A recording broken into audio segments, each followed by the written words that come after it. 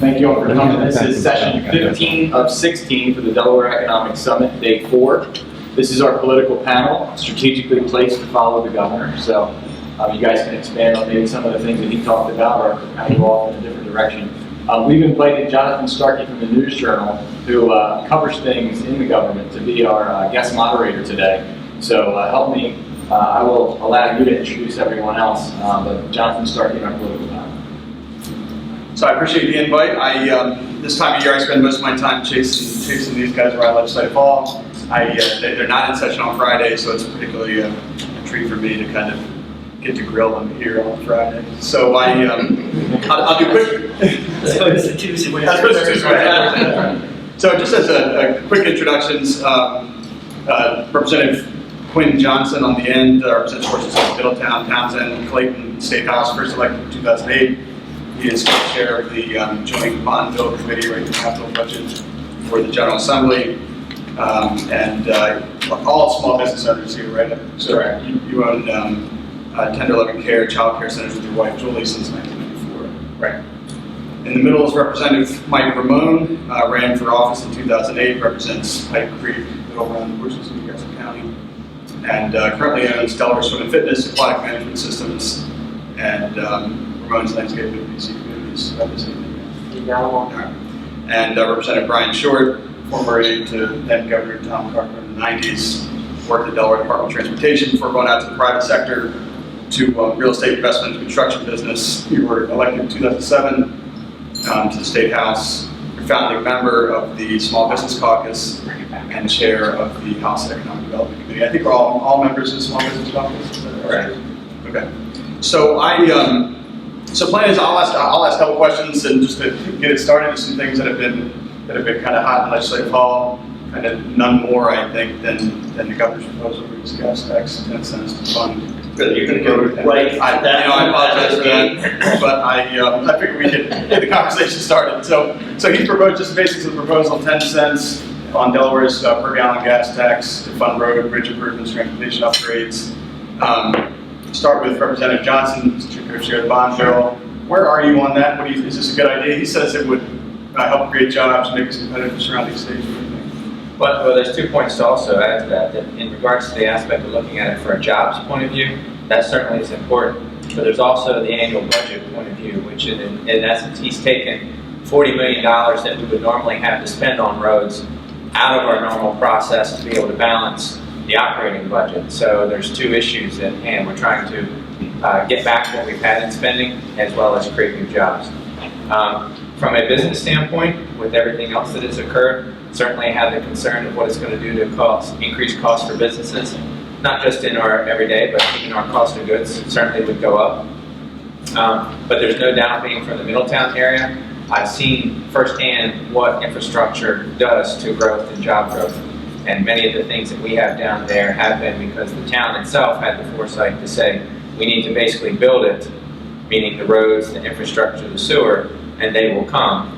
And they have, with Amazon, one of the biggest employers, coming to the state recently. That's in Middletown, and then it involves others. So from a standpoint of understanding the investment part of it, it's there. But from a constituent stand base, we certainly do not have a lot of people coming out saying, yes, please raise our gas tax. And so from a bond perspective, we're looking at a lot of different options of how we can get there. And even one aspect that has come up that we'll after the other panel's members talk, is also perhaps looking at a wholesale tax, not necessarily a tax at the pump, but a tax that will go to the wholesalers, because there's a phenomenon that we have to look at as Delawareans to say, okay, the surrounding states have increased their gas tax and or are already at a gas tax that's higher than Delaware. But if you travel back and forth, you're not really seeing huge variations with the exception of New Jersey, which is so significantly lower. Very much variation in our price of gas. So then you have to ask, well, where is that variance going? Well, unfortunately, it's not going to our roads as it is in the other states. And New Jersey is now faced with a situation they're going to have to raise their issue. So we're looking at those alternatives. But from saying, where do I think you ask me today, is it going to pass? No. And none of the increases are going to, unfortunately, move forward as it stands right now today.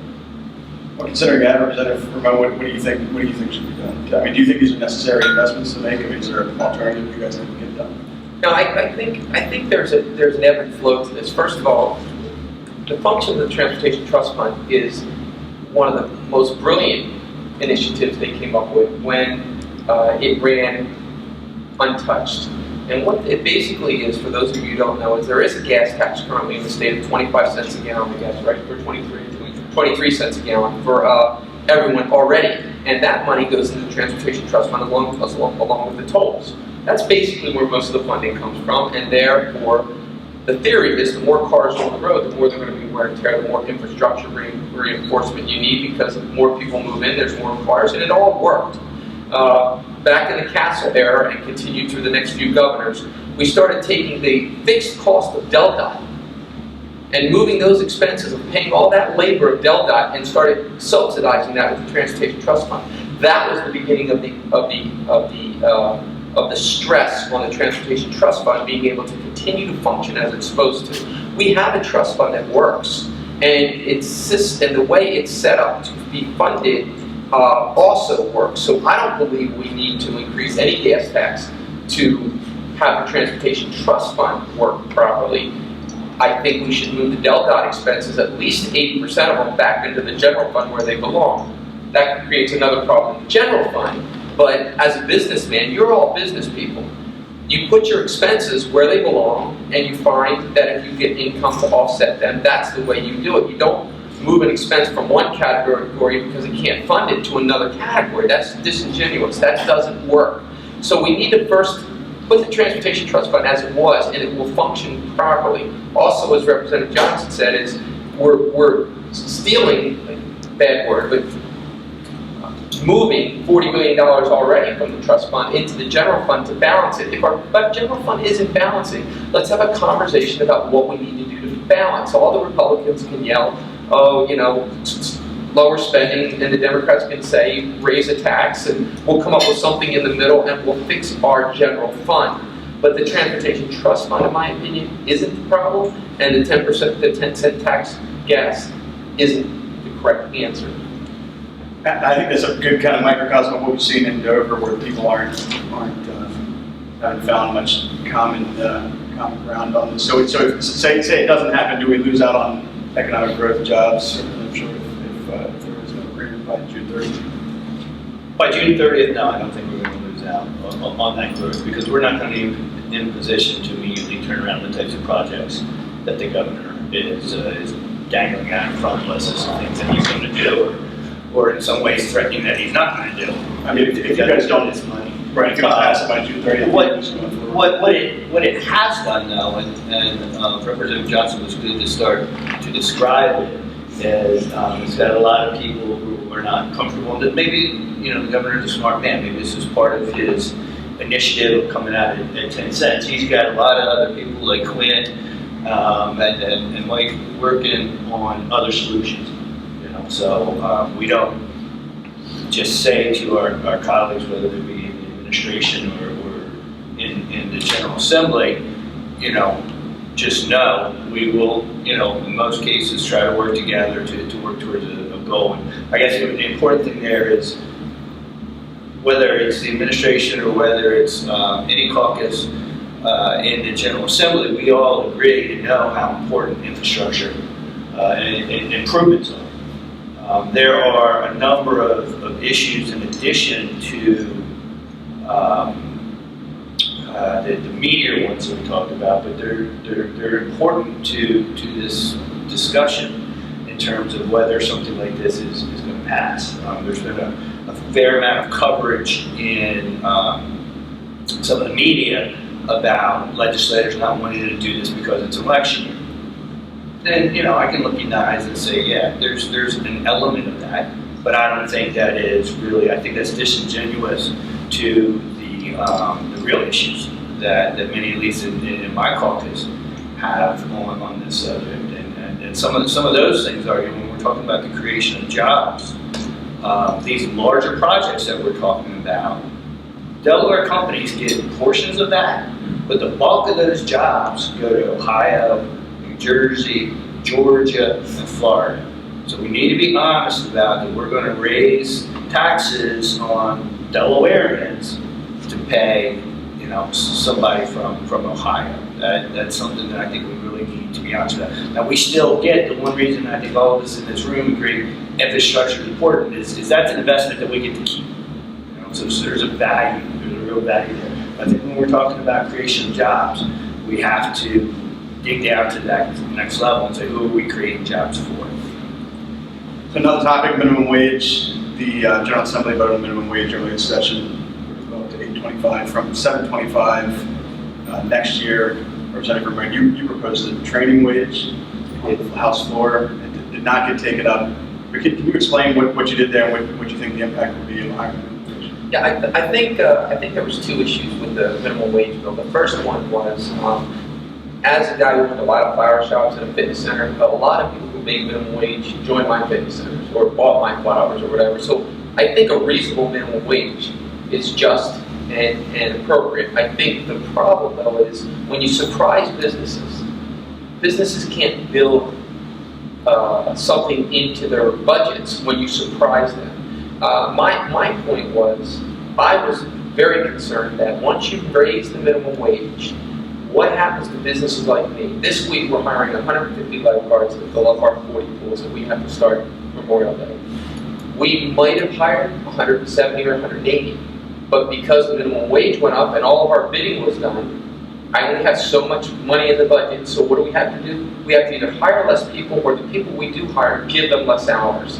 So the exact people you were trying to help by raising the minimum wage, many are either going to get a little bit more and maybe be happy, but others aren't going to get a job or are going to lose a position they had. So what I was trying to bring to the Assembly's attention was, if we could have a step where you had a training wage for youth, for people just beginning a job, for people learning a job, as we all know as business people, it's more expensive when you bring someone on, especially new and young, and you give them the training and all. This theory that everybody's got to go to college and get an education and come out and get $50,000 a year is flawed, because most people don't do that. So having a place for them to enter the job market, maybe in a learning environment, a training environment, and then if you're going to keep them after 6 months, 5 months, 3 months, 8 months, whatever we determine that period is, well, then they go to a minimum wage. And the second part of that bill that was concerning to me was to dump that increase on people right at the beginning of July, when we didn't even decide it until the spring. I think is stressful. I would have liked to see us digest a increase as of January 1st. I was going to submit a bill, which is still hasn't been given to a committee, that minimum wage would be 7.25 for 2014, 8.25 for 2015, 9.25 for 2016, and 10.25 for 2017. Now everybody says, you're a Republican, what are you doing? That's predictable. People will know it's coming. Businessmen can build it into their plan. As long as we know what's coming, we can digest it. To sit on the House floor and have a very respected fellow colleague come up to me at the end, and after I said, you know, either people are going to cut back their staff, they're going to cut back the hours they give their staff, or I guess a third area was they were going to lay off people if they weren't growing. For someone to come to me and say, Mr. Ramone, you forgot one thing, small businesses can just take less profit. No, they're not.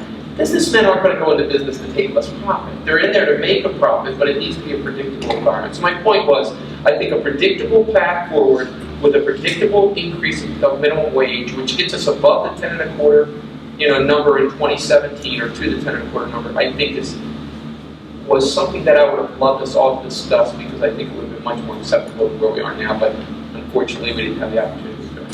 Representative Johnson, 10.25, is that a good idea? And what do you think of the bill you guys passed? Well, I'm not in support of 10.25. and as it's not tomorrow, 2017. Well, and eventually, as time goes on, it will. It will.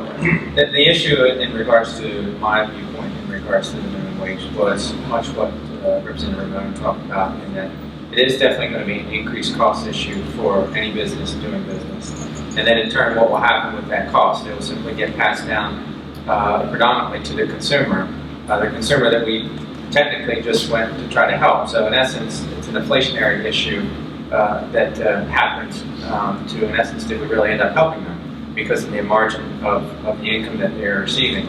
Now, I do agree, and Representative Short has made this, there will be some businesses that then, because they need to spend that money right away, that will benefit, because say those individuals may be shopping more at your dollar stores or your Walmarts or wherever. And it is true, but it's that cyclical issue of do we really help the people that are actually in need for it? I'm more one that I'd rather train individuals, get an education, and have them raise their income through the skills that they obtain, and basically allow people to become more valuable to their employer. And through that, that's how their income will improve. So I'm sure you made that point that minimum wage being higher is good for business. I said, well, first off, one of the things I said as it was presented was that minimum wage was bad for, an increase in minimum wage was bad for all businesses. And I categorically think that is just not correct. There are businesses that must have wage inflation so that they can continue to keep up in the market that they exist in. So I believe that there are businesses that it will make life harder for, but I also believe that there are businesses that will benefit from wage inflation.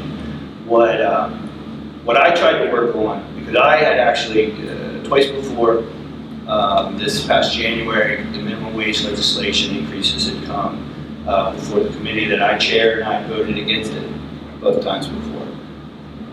During those committee hearings, I also said that I believe that minimum wage was sound public policy and had played an important role. And at the time would come in the economy when I would support an increase in the minimum wage. Well, the two times that it came before, we were going down into the recession, and then the second time it came, we were in the trough of the recession. And I laid out some different economic variables that I was specifically looking for when I felt that we were moving into the expansion that was the window for us to increase the minimum wage. I try to stay away from anecdotal policy making. And so the thing that I did was I did a fair amount of research on minimum wage. There's an excellent study that compares New Jersey and Pennsylvania. When New Jersey raised its minimum wage, Pennsylvania did not. And it looks at the economic growth. And what that study concluded, and there are others as well, is that New Jersey, which raised its minimum wage, and its competitor right next door did not, New Jersey's economy expanded at a significantly faster rate. This is why I think you all agree on workers' comp rates are high and getting higher and have been getting higher for the past several years. And sorry, you just came from a workers' comp panel. It's been a long morning. That's the most fun meeting of the week. And can you just give us a sense, it seemed double-digit increase over the past several years, despite a couple of previous reform efforts. Can you say all what you're working on and what you guys, the panel's led by Lieutenant Governor Matt Den, what you guys are looking at, what you're thinking, what you might recommend to colleagues and jobs? Yes, so really the bulk of my energy over the past year and a half or so has been put into, well, here's somebody I think that was at our workers' comp meeting as well, into workers' comp, so we have checks and balances. The issue is incredibly important to the health of Delaware's economy, our competitiveness with our surrounding neighbors. We have, in 2005, I believe it was, a workers' comp task force was put together before I was in the General Assembly. They came out with recommendations. Part of that ended up, and I think there was a court order that went along with this, that suppress rate increases for a period of years. We made some changes in 2007. Beginning last year, that suppression of rates came off, or 2 years ago rather, and we got hit with projected 43% rate increase by the rating bureau. Everybody, got everybody's attention and got the legislature's attention. So I introduced legislation to bring that task force back together. We've been meeting very frequently for over a year now. We made some changes last spring. They did not result in the significant improvements to the system that we were looking for. So we rolled our sleeves back up and went in again. So today, after this long meeting, what we are looking at doing, I really think that this is probably the most significant thing that we can do to really make a significant change is our reevaluation of our fee schedule.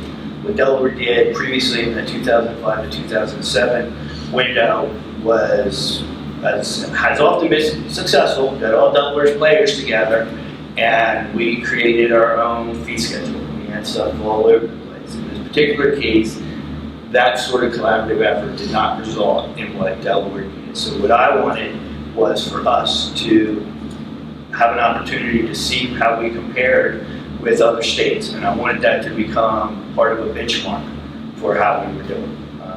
Many other states use a Medicare plus some percentage, so we are moving to that. There will be a vote on that change next Friday. Today was a very long meeting where some members of the specialists, doctors, lawyers to some extent, the hospitals were pushing back on some of these efforts, but I think it's the most important thing that we can do, which is to change this fee schedule, go to what the standard approach, it needs tweaking in each state, what the standard approach is across the country. Delaware does not utilize a standard approach. I think when we do that, that will be a significant cost savings for us. In addition to that, there are other things that need to be looked at, reserves, how long cases stay open, all those sorts of things are part of it. But getting this fee schedule change is, I think, will be a very significant accomplishment, and I want that to happen before we're out of session. Does that just mean paying hospitals and specialists and these guys less for treating workers' comp injuries, you said? Yeah, so there's all these different classifications depending on what is being done. And we in Delaware up until this spring, we kind of looked at our numbers and what we were doing and tried to figure out everything within this very small data set. And we recently had an organization called the Workers' Comp Research Institute, which looks at all the states, and come in and give us a bunch of data and information as to what's happening in other states. And that is really what put me over the edge when I saw how far out of line Delaware was. So what we're doing is we're looking at those other states, and we're also going by the different categories. So some of the fee schedule, some procedures or some services are actually lower than kind of a benchmark of 200% of Medicare. But then when you get to surgeries and some of the hospital stuff, it's 300% and 400%. And we're really out of line. So those are the things that we're doing everything, but we really got to pull down those super high procedures. Representative Johnson, you think you guys can get that done in legislative hall? What do you think? Well, I think that we can, because it's very important. It's something that, as business owners, we've had a significant increase in costs along those issues. And as Representative Short was talking about, it is kind of frustrating when you sit there and think that every single one of us could have the exact same injury and go to the exact same doctor, but depending upon what insurance it's covering, they get paid differently. And to some extent, you sit there and say, well, how does that make any sense? They will say it's perhaps some to the paperwork that they need to do based off the different types of insurance claims, but still, we need to remedy that. Another issue that we're looking at and talking about too is also a situation when there is a claim on workers' comp, the reserve that the insurance company then sets on your policy, and how much that will or won't affect it. Because if you are a business owner, unfortunately, you probably had an issue or some sort of encounter with your workers' compensation policy, and probably safe to say it wasn't a good encounter. So definitely something that's very high priority, especially those of us that are on that small business caucus. Anything about that? I think there's just three little points that we need to make sure just are mentioned in this. Is number one is there's an incredible amount of fraud that needs to be addressed too. I know some people don't like to admit that, but there is. People just know how the game's played. They know how to get around it, and I think there needs to be a stronger effort at curtailing it, regardless of how who it is or what reputations are at stake. You got to fix the fraud. The first thing. The second thing is I'm not sure this happens right away, but I know that there's now that we have Obamacare and it's being digested and it's clearly here to stay at this point. Maybe there's a way that we should be looking at workman's comp a little differently. Now that every person has insurance, maybe there's some time we need to spend in the off season working on that. And the third point I'd like to say, and both of my colleagues here, I think were in agreement with me at given times, but we just weren't able to get this done. But I was a proponent of us just stop. Whenever we're in business and something's going on and you just feel like you're losing track of whatever, stop. We should have, if we could have a 1-year moratorium, rates do not change for that entire year. We bring everybody to the table and work. Right now, some of my colleagues are working in this environment that maybe could be perceived as disingenuous for sometimes, because sometimes it's sort of like you're ahead at the end of the basketball game by 4 points, so you just sort of try to stall and move things around and make everything look like it's moving, but maybe it's not so much. And that's no disrespect. That's just the way it works. That's the strategy of the way the environment takes place. So if we just say nothing's going up, nothing's going down, we're staying where we are, even if we do that in the next increase for a year, suddenly they're going to realize, or I think everybody might be a little more sincere in trying to solve the problem rather than trying to justify everybody's microcosm aspect of the problem. This is not one person's problem. There's 4 or 5 different moving pieces that need to be all solved at once, and I agree with Bryon and Quinn. There's little pieces we can nibble at, but we need to take a big bite. Little nibbles isn't going to fix this. We need to take a really big bite, make it come out something totally different, maybe look at Obamacare, workman's comp, find a way to make Delaware, we're so small, we should be able to do something better, quicker, and more creative than the rest of the country, and let them emulate us. I would like to see us. And I think, much credit to Bryon in particular, and Matt Penn, I think they're thinking outside the box like that. I wish everyone else was that creative in there. So I want to go to the audience. I have a few more, but I imagine people in the audience have questions. So anybody have anything they want to put to the audience? I want to bounce off of what Mike just said there. I affirm we ought to be more creative and better. And I'm gonna just throw something out here. I believe that over the past 30 years, we've seen businesses have to learn how to operate more efficiently and leaner, and they've come up with great ways to provide better services and products to their customers while not increasing costs so much. We've seen nonprofits kind of do the same sort of thing. Government, whether we're talking about state, city, county, or federal, is still this kind of old, creaky machine that just, and I know each of you have tried little ways here and there to operate a little bit more efficiently and effectively, but the very structure of it is just outdated and outmoded. We've seen a few agencies here like DEMRAC and even the DMV having worked with DMEP over the past couple of years to really streamline and make their efforts more efficient. Is there a way to do this with state government as a whole, especially the legislative branch? Figure out a way to work more efficiently. And I'll throw this out there. Let's face it, you guys meet from January to June, but all your work really happens in June. I mean, as far as I know, the system.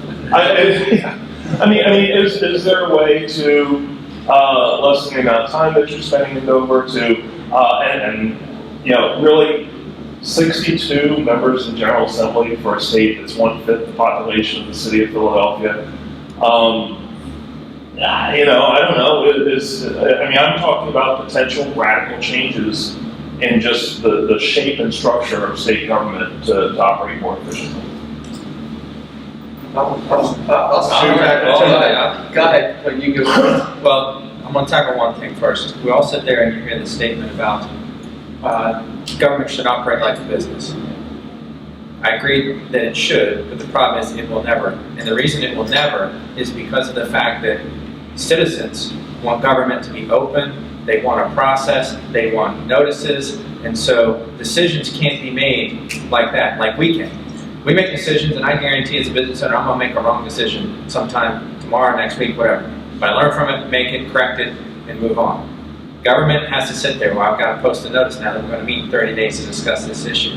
So to some extent, if citizens wanting that openness, which is a good thing, we can never get that fast-moving issue going. I would counter and say that with today's technology, you can be even more open. You can get the word out faster. And well, and you'll see bills that are basically now with like school boards wanting them to be video streamlines, being able to have where you can access it from home instead of having to go to the meeting.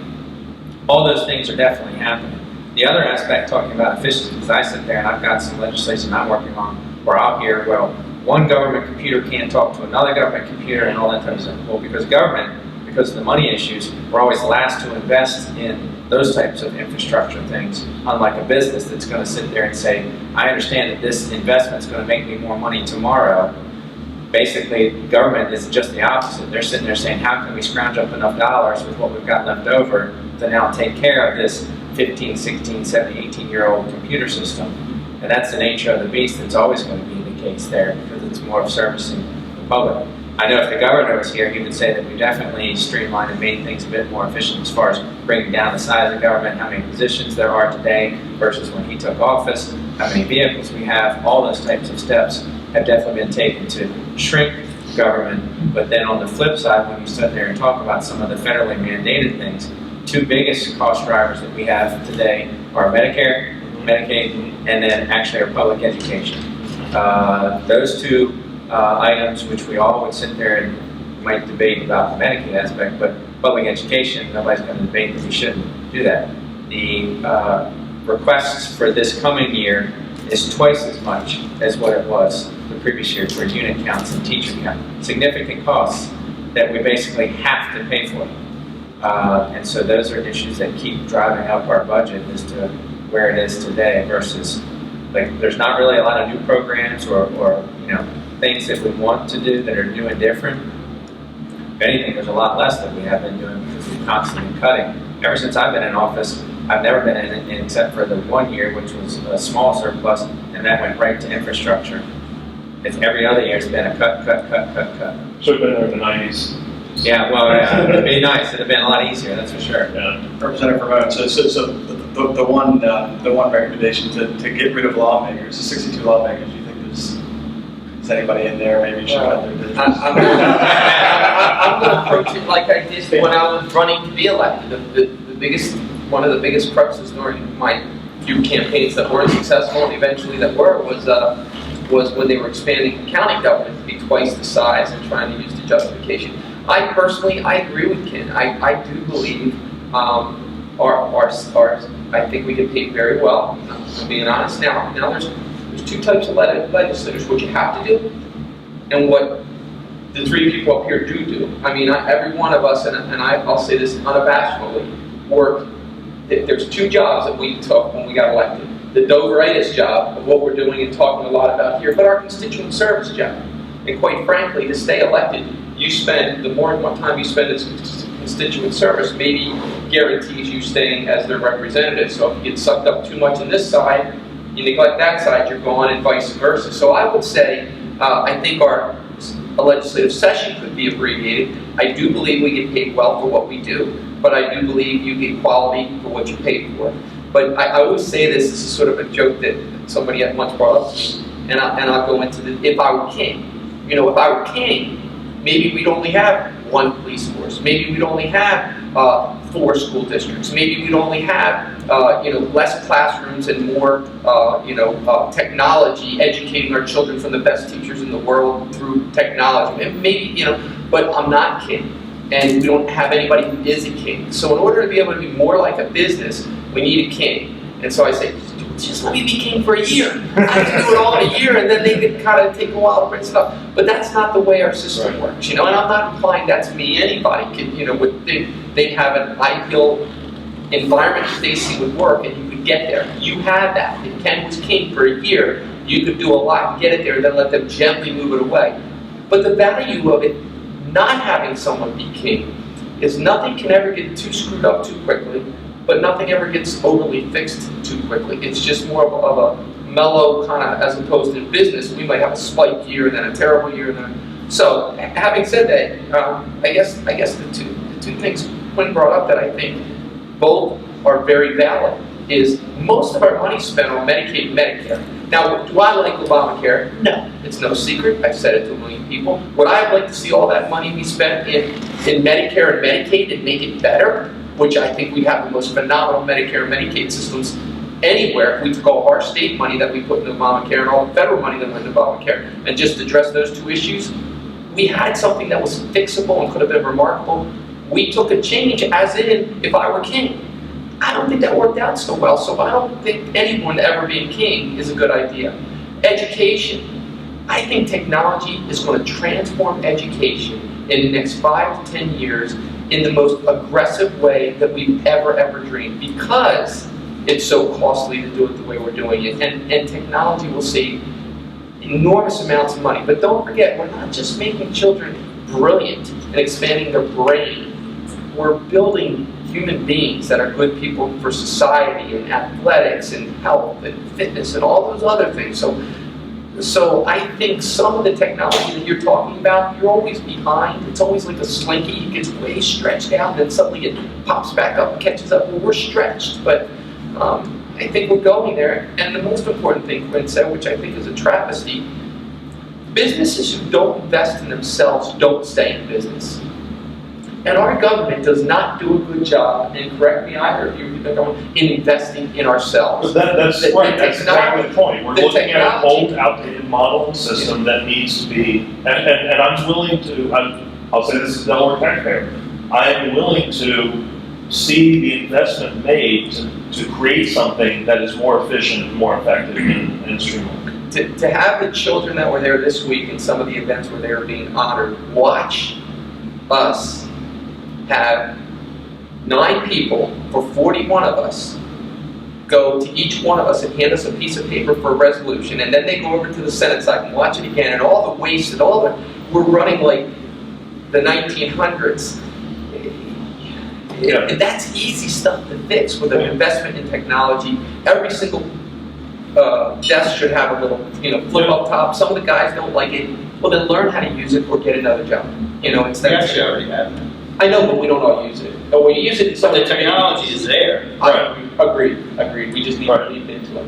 I'm sure the one thing that's been talked about, and you touched on it real briefly, is 19 school districts. Why have 19 people in charge of superintendents in charge of schools? I mean, is it possible to cut down on that? I mean, is there any other efficiency idea you see that you'd like? Well, I actually think that the governor came at that issue with a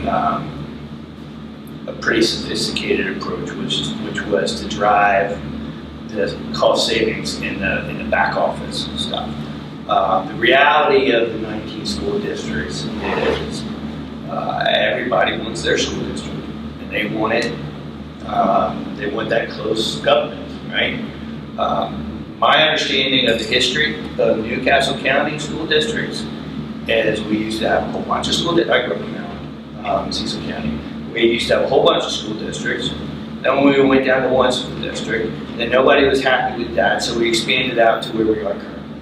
Okay? So the idea, when people said we need one school district in each county and one statewide vocational school district, I think what we would experience is what Newcastle County experienced previously. So, with the constituency wanting their school district, and they're voicing that.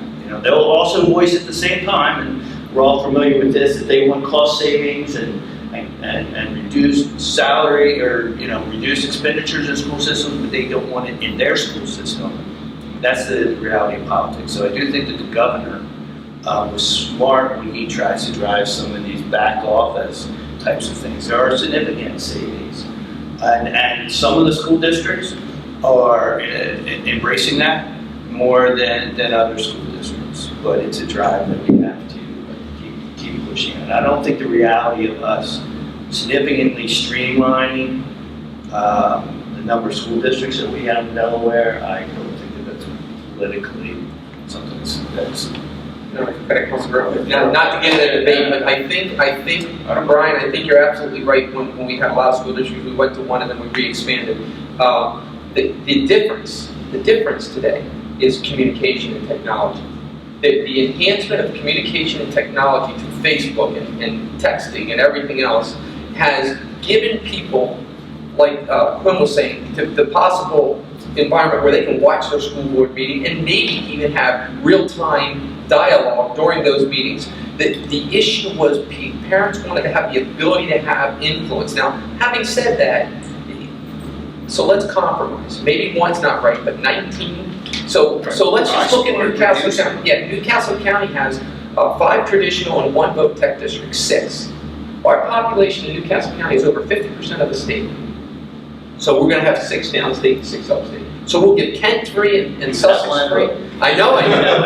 But then I'm going to end up getting run out of my caucus because all those guys are from the south. And they were That's what I'm talking about. But the point is to do the right thing. Back to the theory. If I were king for a day, to get something that everyone could live with, you put 3 in Sussex, 3 in Kent, 6 in Newcastle. You actually have an equal. We set up our representative districts by population. Why can't we set up our school districts by population? Because the geography is you have to drive too far. Well, then log on your computer and pay attention. Let me add one thing, because this is personal to a lot of my constituency. Is anybody here not from Newcastle County? I mean, currently living in, okay. Claymont lost its high school. I'm not sure exactly when the time period was. That town, which isn't even a town, is still pissed off. They still hate the fact that they lost their high school. These schools in many regions, and I think particularly downstate, are about community identity. You know, the Greenwoods, you know, it is about, that is just like the fire halls are, that is part of their community identity. And when you mess with that, and I'm just talking about the psychology and the politics of this, when you mess with that, it's not an easy thing to change. When you're talking about somebody changing their identity. But you're not closing the school. You're consolidating the district. The school keeps the identity within a district. And some would argue, you take the 2 strongest schools in a district, like in my district when I was young, it used to be McCain and Dickinson. Then all of a sudden the new AI school, but you take the 2 strongest, you have them together. Often their strengths make each of them stronger when they're working together within the district framework. I don't disagree with the reality of the structure. It's just a Mentality, yeah, I understand. I do like the debate, but does anybody else have questions out in the audience here? Well, I had a comment, and maybe it's not as appropriate for this group, but I've spent my time in corporate, running my own business, and also in nonprofit. And I know you guys already know this, but I just want to point it out. Okay, so grant aid only represents a very small portion of the budget, which is fine, and I'm all for grant aid. There is supposedly a way for the nonprofits to be accountable for the money that they spend.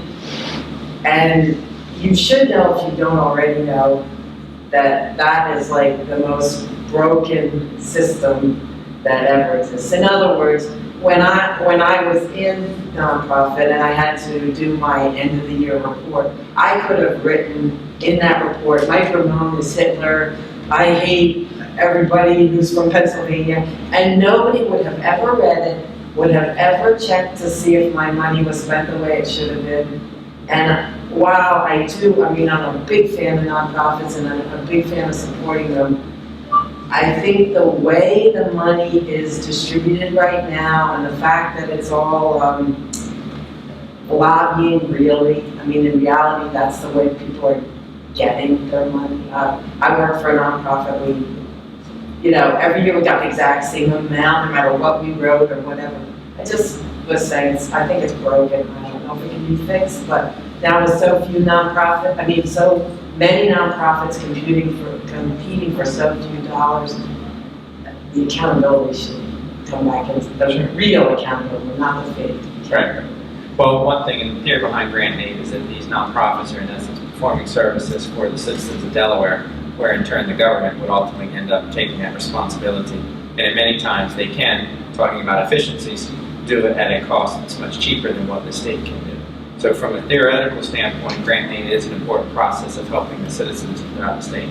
I do know this, talking a lot, because I sit next to her, the chair, co-chair of the operating budget, Melanie Smith now, has been talking about that issue and has tackled it and has made changes already in the process as far as how the different entities are assigned, what reps get them, who is looking at it, those types of things. So I think that there's quite a bit of that. I'm sure it's not the least effective thing that the Delaware state government that does, but it's just one place that, from my experience, I can point out. It's not. Well, and it's also, and keep in mind too, we're all business people, so if we're having an issue in their business where we're not making a profit or we have problems, we go to our accounts and our budget items that are the largest first. And then we'll go down and say, okay, well, now am I at a point, and not saying grant aid is like our postage cost, but as far as marginally to where it is, grant aid is a very small portion of the overall budget. So I'm not sitting there saying that they're not focusing on it. It's just probably why you're not hearing as much about it, because they're looking at how do we handle a $30-some million deficit right now, while obviously grant aid is important. And I'm certainly not advocating decreasing it right now. No, I'm I understand. advocating making the nonprofits accountable because Sure. and really making them accountable. Not you. If I went to you as an outsider, you would, the Joint Finance Committee would say, "Here's the reports we get from them." But can I comment on that? Because I think there's a real important, real life experience I've just had in the last 6 months that, first of all, I agree with you. I think there needs to be more accountability. When you see someone, in my opinion, like Easter Seals, and for us to displace what Easter Seals does with state funding would be much more than we've ever given him. But I had a specific issue, which wasn't even in my district. It was brought to my attention by someone who's a friend, and it was an environment where someone was getting something to provide services for children and so forth, and apparently a year or two ago that had stopped, and exactly what you said had not. They were handing in paperwork and nobody was checking it and nothing. I brought that to the attention of a certain person. They immediately stopped funding, immediately remediated the issue. They figured out what was going on, why it stopped, what happened. I don't know there was any malicious intent, but I think their perception was, okay, well, we lost a year because of this, we're going to start it up again next year, and then next year they had a staffing issue. And so meanwhile, we're still funding something that actually wasn't continuing. So we were sort of, okay, return the funds and blah, blah, blah. So they had a whole, so when we bring it to their attention, I think they do an excellent job of micromanaging it, but do they look at all of them? We need to do that better. You're right. So many of the nonprofits, there's way too many in Delaware, and they're all barely limping along. And in reality, what you have is all these executive directors that are protecting their turf, and maybe they grew up in their nonprofit, so they're not business people. So the only way you're going to rationalize this, the funders are going to have to do it. Now, the government is a very small, the state government is a very small piece of almost any nonprofit. It isn't that much, but until the funders start kind of making everybody accountable, and that's the only way you're going to kind of rationalize what's going on. And I know it's hard in the government, because what kind of person is going to say, okay, Girl Scouts, you're doing a great job, but Girls Inc., you're not, because then you just lost. The people that love Girls Inc. are going to be mad at you or whatever, so you can't do it. But anyway, I was just pointing. We're used to people being mad at us. Would it make sense to do that for some of the larger grants that are made though? Because I think grant aid has a very wide range of dollar amounts. I don't know how large it can get, but when you look at as an auditor, we work with federal grant programs and audit recipients, whether they're government-based or nonprofits. But the federal government has a single audit act, and the larger grants are audited. There's reports submitted by the audit firm and internally. But the state, not necessarily, unless there's something that's run through the state to get to the ultimate recipient. But the federal grants are even a little, but that's kind of bad too, because they over tax the nonprofits to do reports, and people like justify their jobs by putting the nonprofits through all kinds of hoops that aren't necessary. There's gotta be a middle place. Well, you're right, actual agencies are established for that purpose, to monitor those grants. Appreciate it. Todd, you have a question? Question for Bryon, on the small business group that you're a part of, can you talk a little bit about that and how it involves small business owners, if at all? Sure, yeah, I appreciate the opportunity to talk about it. We're all three serve on the Small Business Caucus, which is a bipartisan group of legislators that most of whom actually own their own businesses, or maybe they serve and work in their family business. At a minimum, they have a real interest and dedication to seeing Delaware be amongst the best states, and hopefully at some point the best state to be a small business owner and an entrepreneur. We meet principally during session, about each month through the session. We have an agenda. Often there's kind of a key point that we'll focus on, or have somebody come in and speak to us. The meetings are open. We encourage and need business owners to join us. The one thing that I've said before that I kind of regret is that the meetings have to take place in the middle of the day, but that's when legislators get down there, and I say that because as a small business person, I hate meetings in the middle of the day. Early in the morning, late in the afternoon, but for me to come off the job is more challenging. I lose a lot more time. But that's when we get there. So we hold the meetings in Dover twice before.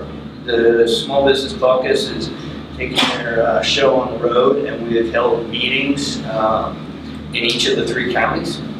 It's been probably 2 years now since we did the last of those. The Small Business Caucus serves, in my mind, a couple of purposes. One is it's an opportunity for those of us that have a business background, a particular small business background, to communicate to our respective caucuses what certain legislation means to small businesses. I've given this example before, I'm not a police officer. I don't have any experience there. Pete Schwarzkopf, who's our speaker, and a former police officer, state trooper, says to me, Bryon, this is what it's like to walk up next to a car and I need this protection. I'm going to listen to him. I feel it's also my responsibility to make sure that I share with my caucus members that don't have a business background or a small business background what things mean in our world. And so that is very important for the small. It's a charge that all the Small Business Caucus members have. Secondly, the role of the Small Business Caucus is to be open and available to businesses in Delaware, for us to hear what small businesses in our state think are opportunities or challenges, and for us to try to turn those into action items. And I say that a lot in the meetings when people talk about generalities, philosophies. I don't have time for any of that. Give me something that's actionable, something that I can, get a result for businesses for. So those are kind of our key two things. We also, just kind of keep an eye out, and we track legislation that is important to businesses, and particularly small businesses in Delaware. And if it's something that is good, we try to make sure that gets pushed forward in a bipartisan measure. And if it's something that's bad, we will make sure that we share that with folks and try to explain it in a way that people with different backgrounds understand it. And in many cases, it's something that's well-intentioned, but there's consequences that maybe the sponsor doesn't understand, and we'll work with the sponsor to try to make it something that that is more workable. An example was a couple years ago, there was a bill to make all businesses that supply plastic bags recycle them in the store. There was no, there was didn't have to be their plastic bags. It came back to the store, and it was supposed to be in the store. So my wife's business is Grassroots, and that's a retail store down in Newark. Having a stinky recycling trash can in her store is not acceptable. And so the Small Business Caucus was able to work with the prime sponsor and explain, this is what we're talking. These smaller locations don't have a place to put this kind of stuff. And the sponsor, who's our majority leader, Valerie Longhurst, was open to working with us, and I think we came up with a more reasonable approach through that effort. So, how many legislators did you say makes up the caucus? it's typically runs around 12. It's for the majority of the caucuses exist. It's been pretty evenly split between Democrats and Republicans. We've made it a point and there's plenty of issues for us to work on that are things that we can find common ground on. We do intentionally try to stay away from some issues that might be, although very important issues, but they might be divisive and break down the ability of our committee. I will say this, Quinn has been excellent since day one. I've said this a couple places, and I'm not shy about saying it. Some of our other Democratic colleagues who are business owners have of late not been participating nearly as much, and I think that is a threat to the abilities of the Small Business Caucus. So if you're a legislator, a Democrat and a small business owner, or has, I would ask you if you have the opportunity to encourage them to make the time to participate. I'd like to piggyback on that too by saying if your representative, senator, legislator is not a business owner, voice that you feel that the Small Business Caucus is an important aspect.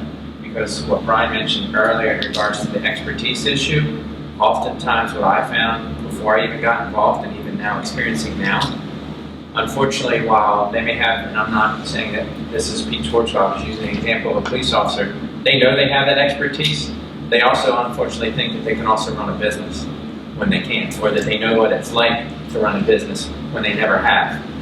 And so we sometimes don't feel that same respect goes back and forth because they balance their personal checkbook, they think it's the same, and it's clearly not. So it's important that you guys voice, yes, we feel that the Small Business Caucus is an important aspect to have done. A real challenge that we have, that I certainly have in our caucus, is explaining the difference. There's a difference between if you issue stock and have a corporate board in New York or Chicago or wherever it is, than if it's you sitting in a 2-room office, or in my wife's case, she and her mom and her sister sitting in a room at the back of the store. I mean, there's no suite of attorneys like DuPont has to make sure you're following all the rules and regs and complying with everything. And it's the news, is always out there about, insane profits in certain industry sectors. And I think it's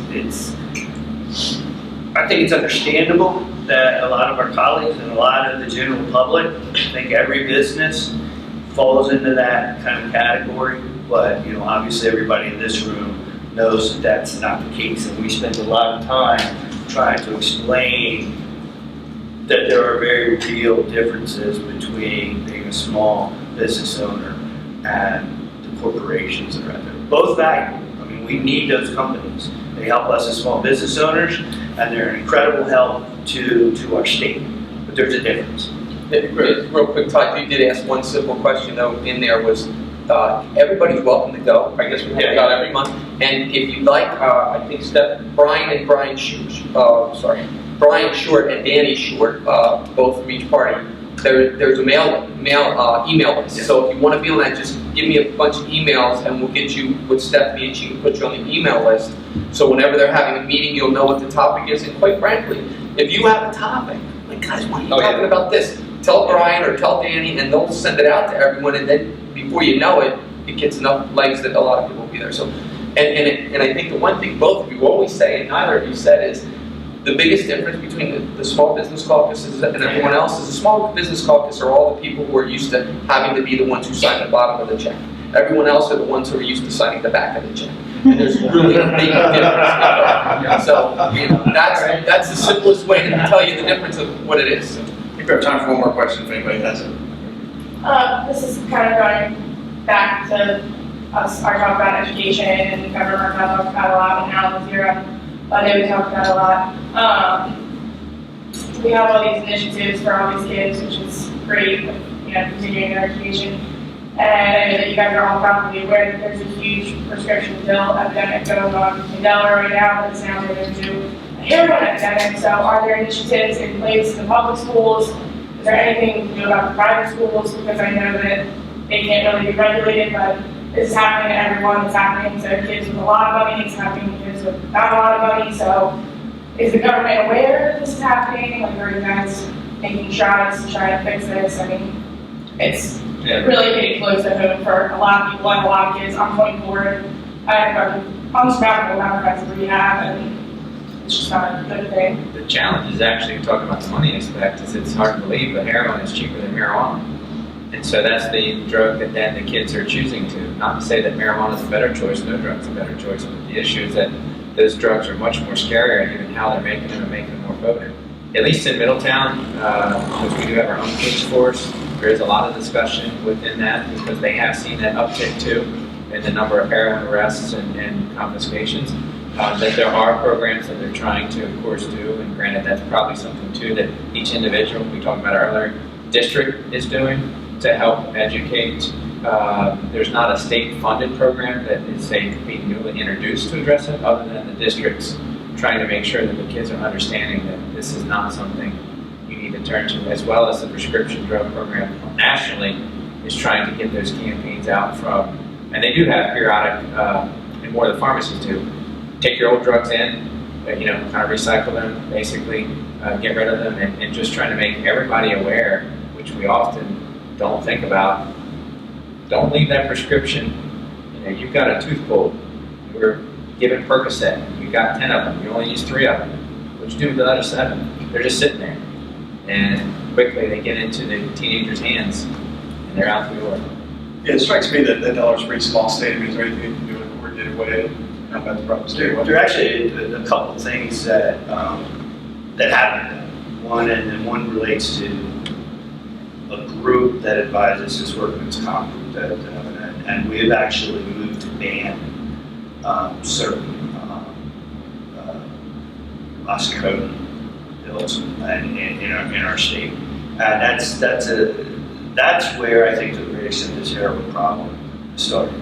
The largest abused class of drugs are what's readily available in our medicine cabinets, and a lot of people got those. Either they got addicted to it as they were officially being prescribed it, or maybe they were children that had access to it. And it also relates to a lot of the petty crime, certainly up in my area.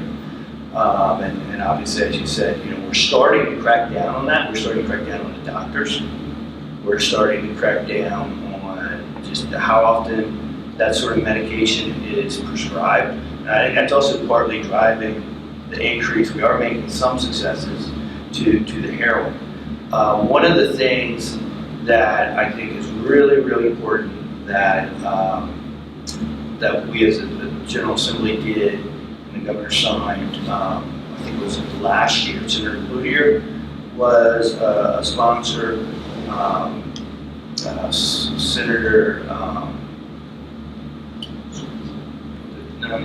So anyway, it's not important. So we had a couple of bipartisan group that got together and passed legislation that says that if it's an amnesty thing, really, if you're at a party or someplace where somebody's ODing, you can call and you're not going to be in trouble. Okay, that's I think that is a really, really important aspect of us saving lives. I also know from the research that I've read that if you talk to people within a short window, it's also true for gunshots, short window after if they're able to survive that, the opportunity to get them out of that lifestyle is significantly improved. Where I'm concerned about it, because I think that is a great piece of legislation, is I have a daughter that's 19 and a daughter that's 17, one's at UD, one's at Concord. I asked the 17-year-old, has anybody talked to you about this? Has the school, has anybody informed you about this? And he said, no, I've never heard of it. So we have a really good opportunity, I think, but we're not carrying through one. So that's something that I want to work on. I'm sad to say this has touched me twice. Once with a good friend of mine who's a principal, lost his son, and once a colleague in a business that I actually compete with, but we work together, he lost his daughter. And unfortunately, the problems are very simplistic. We overprescribe our people medication, and they end up with it sitting somewhere where it ends up getting in the wrong hands. We oversubscribe our youth, that people know what to say to get what they want to say, and we under-educate in our schools. The children in the schools, you walk the halls, if you're someone who knows, they know who has the issues. And that's when we need to get them help before they're in a casket. And unfortunately, we need to do it better. It swept into Delaware so quickly and so hard that I think it caught a lot of people by surprise, and it's hurt a lot of people's lives and families. But I think there's an awareness. I think there's an effort. We're just trying to figure out. We're trying to do so many little things. We got to figure out a bigger fix. But a little bit, unfortunately, is even the fraud environment, because people are going in saying what they have to do just to get the prescription, or going to 2 different doctors and being double medicated so they can do what they need to do. So that needs to be. We need to get technology to be able to address and monitor who's getting what, and then what they're doing with it when they're done. It's not just affecting the young children. It's not It's not. You're It's correct. not just high school and college. We're grandparents, and we have peers that I know they're doing the same thing, the doctor shopping and the pill hopping. So it's not just the kids, and while it's great to focus on that, we also have to address that the kids are seeing it in their homes. And maybe we have to also look at educating more statewide rather than just school-wide. That's a very good point. Very true. Thanks very much. I want to thank all 4 of you. This session probably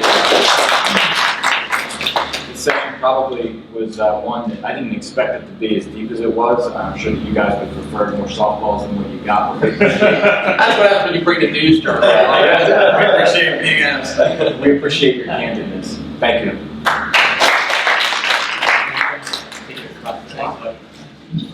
I have to run.